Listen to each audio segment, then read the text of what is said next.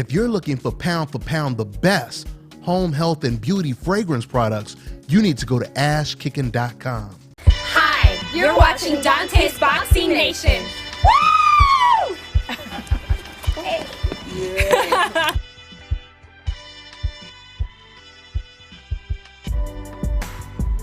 Terry Flanagan, he said out of all the lightweights, you would be the most toughest to beat.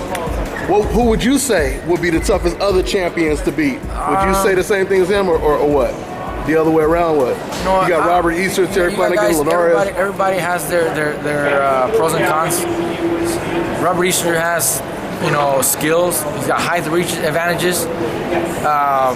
Something negative about him is that he's not at the level to generate the money and the attention that networks were willing to pay.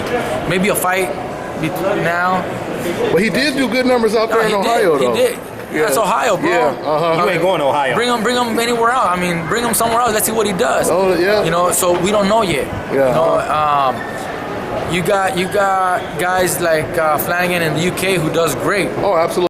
And if they come here, I'm sure people are gonna come because the English people follow their. Oh, so you would want him to come over here? If he comes out here, I'm sure they'll come. That could be a huge fight here too. If I go there, I know we got fans that could also travel. That would be a huge fight.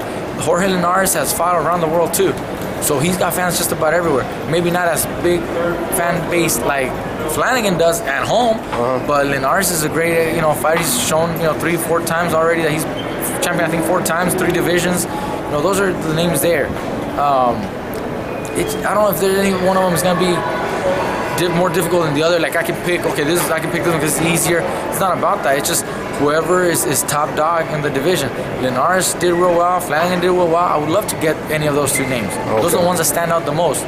If Robert Easter has one more victory, maybe that really sets him apart, then that's the guy I would go after. But as it is right now, it's either Linares or Flanagan, top list. Okay, so Robert would be last on that list right now. For right now. Okay.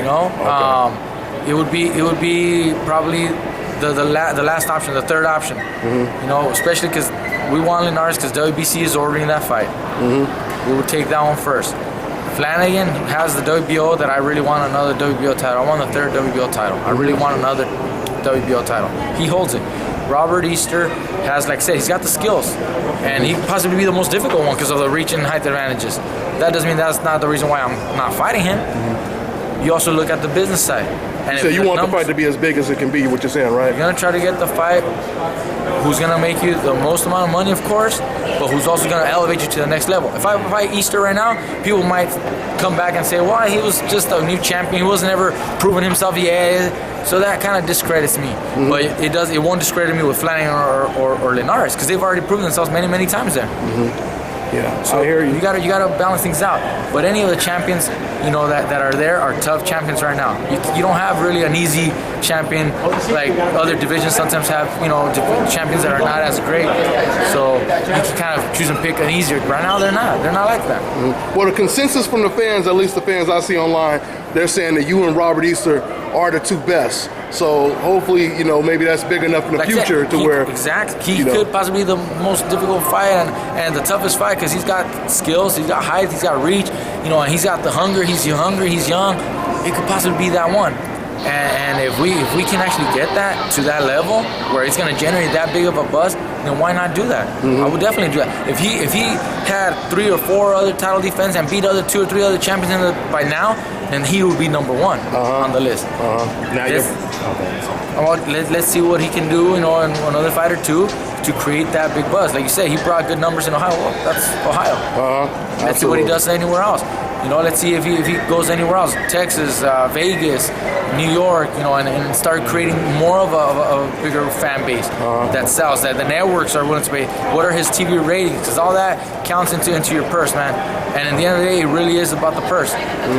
You got to also watch out for your family. You got to watch out for your purse. If he's willing to fight for $100,000 every fight, well, that's great for right now.